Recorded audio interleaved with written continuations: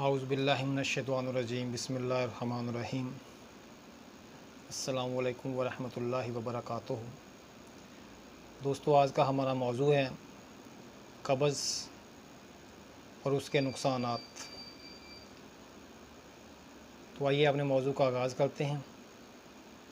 موضوع کا آغاز کرنے سے پہلے تمام دوستوں سے گزارش ہے کہ جن دوستوں نے ابھی تک میرے چینل کو سبسکرائب نہیں کیا وہ چینل کو سبسکرائب کر لیں تاکہ آنے والی ہر ویڈیو آپ تک بآسانی پہنچ سکے۔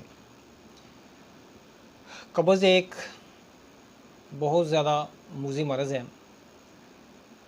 روزانہ وقت پہ اجابت کا نہ ہونا یا اجابت کے بعد طبیعت کا مطمئن نہ ہونے کو قبض کہا جاتا ہے۔ قبض کی ایک دوسری تعریف کے مطابق اگر فراغت نامکمل ہو تو پیٹ میں بوجھ باقی رہ جاتا ہے، اسے بھی قبض کہتے ہیں۔ قبض کا تعلق غذا کے اوقات اور اس کی ماہیت سے بھی ہوتا ہے۔ پیٹ میں داخل ہونے والا ہر کھانا اسے پہلی خوراک کو آگے دھکیل کر اپنے لیے جگہ بناتا ہے، اس لیے ہر 4 سے 6 گھنٹے کے بعد اور غذا کی مناسبت سے آنتوں میں حرکات کی مدد سے پہلی غذا کو خارج کے قریب کر دیا جاتا ہے، اس لیے حاجت محسوس ہوتی ہے۔ وہ لوگ جو صبح کا ناشتہ 1 کپ چائے اور اس کے ساتھ ایک کیک یا ایک بسکٹ کھانے کے بعد اپنے آپ کو یہ سمجھتے ہیں کہ انہوں نے بہت اچھی خوراک کھا لی ہے موٹاپے کو کم کرنے کے لیے، تو یہ بہت زیادہ نقصان دہ ہے۔ اس سے بھی شدید قبض ہوتی ہے اور جسمانی کمزوری بھی لاحق ہو جاتی ہے۔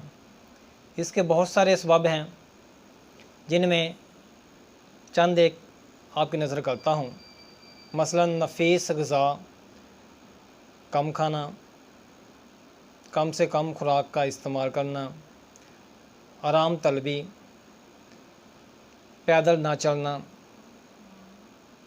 وقت پہ کھانا نہ کھانا، مختلف ادویات جیسے شنگرف وغیرہ کا استعمال کرنا، زیادہ خشک اغذیہ اور ادویہ کا استعمال کرنا، افیون وغیرہ کا، اور مناسب مقدار کے اندر خوراک کا مناسب وقت پہ نہ کھانا اس کے مین سبب ہیں۔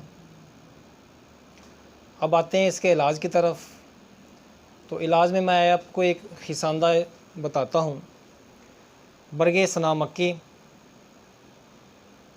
100 گرام، سونڈ 4 گرام اور پانی 1 لیٹر۔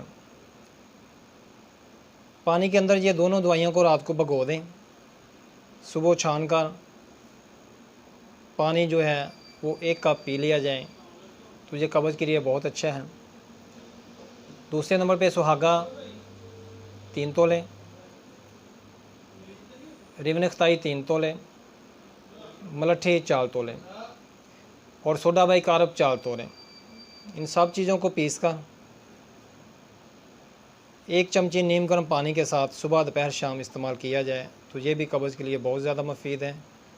زیادہ خشک چیزیں، تلی چیزیں، بادی چیزوں سے پرہیز کیا جائے، خاص طور پہ چاول، پراٹھا، گوشت، بینگن یا ایسی چیزیں جو ہیں جو سکیل ہیں جو بادی پن پیدا کرتی ہیں ان سے پرہیز کرنا چاہیے۔ نرم غذا کا زیادہ استعمال کرنا چاہیے، نیم گرم دودھ کا استعمال کرنا چاہیے، چھلکے کا اسبگول جو ہے یہ بھی بہت زیادہ مفید ہے۔ ایسی چیزیں غذا میں استعمال کرنی چاہیے جو نرم ہوں۔ بہت شکریہ، السلام علیکم۔